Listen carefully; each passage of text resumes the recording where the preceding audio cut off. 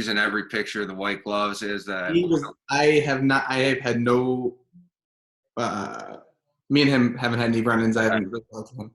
So the guys that brought you the cup, I mean, they're, I'm sure one of 4 or 5 guys that are constantly, on basically the summer tour of doing it. Mm-hmm. I can't even imagine the stories that those guys have. They got some crazy. The things that people have put in the cup and things that happen with the thing. There's a couple dents and dings in it that have definitely got some stories behind it. So your summer training, talk to me about that. Obviously, I'm assuming as you've found what works for you, you've gotten older. I'm sure your training has changed or evolved in different ways. For you, what works? Do you spend, majority of the time in the gym in the summer and then get a little bit of ice, or are you a guy that wants to skate all the time? For me, I'm usually a guy who skates pretty soon after I'm done. I'll probably give it maybe a month, depending on how long we go. Yep. And I'm usually back on the ice 2-3 times a week to start. And I think you can always get stronger. You can always get faster, get bigger in the gym. But hockey's hockey. Hockey's played on the ice for me personally. I think the more I can be on the ice, the more I can develop my skills and my strength on the ice and being able to read different plays and kind of do different things. I think that's sort of the best way that I can help myself along with being able to get stronger and faster and bigger in the gym. I think that just is going to help my on ice development even more. Right. At Rolston Academy, we work with the kids and, we do a lot of training on the ice, obviously. They have the classroom there. I heard that, correct me if I'm wrong here, but you never really shot pucks outside of being on the ice. You literally depending if when we were at NTDP, if we had a group session where we got to shoot or something like that, but I'm pretty sure you've never shot a puck for training purposes on your own outside of no, I think when I was growing up, I never really did in my driveway or anything. My dad bought a sheet of plexiglass for us to shoot in the driveway, my brother and I. I think my brother used it once, and I don't think I used it ever. Even growing up through college and through NTDP, I don't think I ever shot outside of like mandatory shooting things that we had.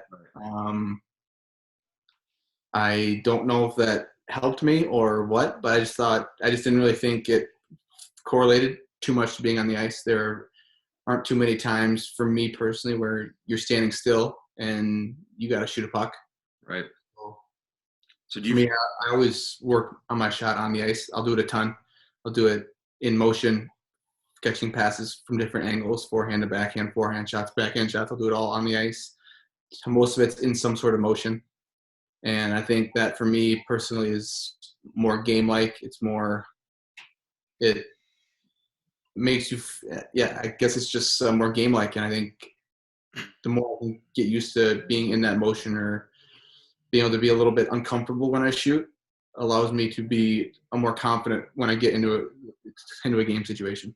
So, when you're talking about your training or your skill training, do you find that for you, like you said, game situational training, basically, guys can stand outside and, stick handle around, pucks and sticks. And, that's great to work on here and there. But, when you're at the level that you are, do you find that, the real only way to truly work on that stuff is by doing it on the ice? I think the best way to do it is, I think you'll get something out of doing it off the ice for sure. But I think the best way to do it is being on the ice for sure. So, in the summertime, outside of training, what do you get into? Pretty big golfer, I've known and heard. Yeah, play quite a bit of golf. Our house in Sault Ste. Marie is on the water. We got a boat, so we're out there quite a bit. So that kind of sums it up right there. That's the summer workouts: skate, golf, lake. Yep. I was talking with our buddy Andrew Huckleby and telling a story. I mean, you and I go way back with it. I mean, we've known him since we were 5, but he was telling the story about you, your brother Matt, and Jack Campbell, who we all grew up with. Yeah. golfing, and I think he was on the fairway chipping up onto the green or something, and probably took like a foot out, or like a foot chunk out of the grass, and dug a huge hole into it, turned around, ripped his club, threw it at the cart, and it skipped and hit Jack in the leg or something like that. Yeah. Oh yeah. I got there's a couple of pretty funny stories from that golf tournament we were in. That was definitely one of them. Huck was still kind of, that was in the beginning stages of his golf game. He's definitely gotten a bit better since then.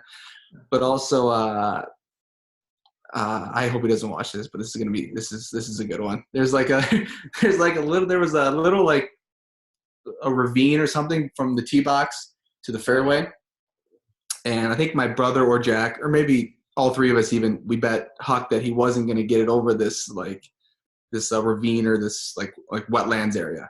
Yeah. Like, there's no chance you get this over there. And he's like, all right, guys, like, screw you, I'm going to do this. He tees it up. We're all sitting there. My brother's got his phone out. Like, we're ready to go. We can't wait to see what happens. And Huck takes a couple nice practice swings, gets out to the ball, swings. We all kind of look to see where the ball goes because hear him make contact. He topped it so bad, the ball ended up going backwards. And I think my brother, still to this day, might have a video of it.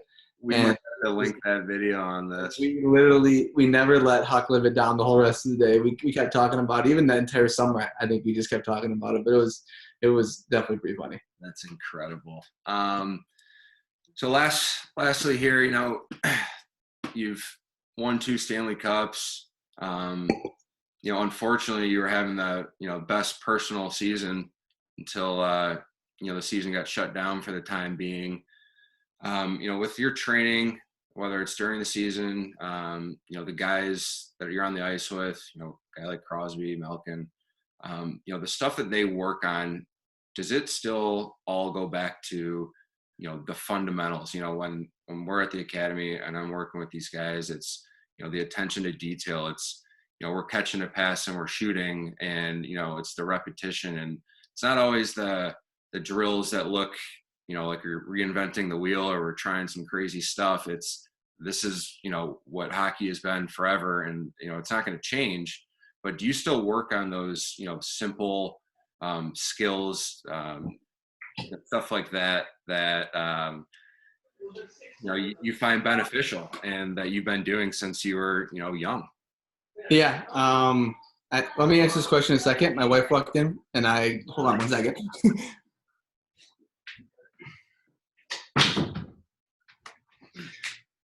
I'm back. All right. So to try to answer that, I think it is the repetition. I think that is a component of it. I think I guess this goes in kind of hand in hand. It's the consistency day in and day out to kind of make that effort. And even though there's days, like I said, you might not be feeling it, or you might not really want to do something that day, it's getting the work in, doing it. Because for every time you don't feel good, there's some other kid out there who doesn't feel good, and he's out there grinding too. He's trying to power through it. And I think the ability to do it consistently day in and day out is huge. And it's not always going to be the coolest drills, not always going to be the coolest stuff to work on.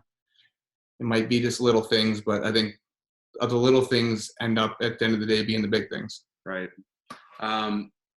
Lastly here, if you could think back to when you're starting out at Caesars or Honey Baked, and you're 8, 9, 10 years old, whatever it may be, if you could tell the Bryan Rust then what you know now, and your development process and everything that you went through, what would be 1 or 2 things that you're always going to hear, the work hard, and you got to be dedicated and sacrificing, but is there anything that sticks out in your mind just that you really think would have helped you, or you could pass along to some of the kids at the academy and that we work with? I probably could have eaten a few less barbecue chips and hot dogs.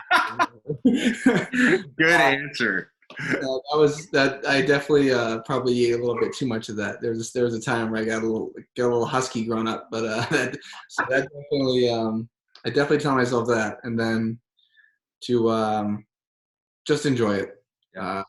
It's like now it seems I look back and it seems like everything happened so fast and everything it was crazy. If I could go back to growing up playing for Honey Bay, going after Saturday morning practice at my buddy's house and playing mini six for 10 hours, like I would do it in a heartbeat. And it's just you have to learn to enjoy everything kind of day in and day out. You gotta enjoy the grind. You gotta enjoy the hard stuff as much as the easy stuff. You gotta enjoy doing suicides and getting your conditioning up just as much as you enjoy scoring goals. I think the more you can find more enjoyment in everything, I think just the better your journey is going to be.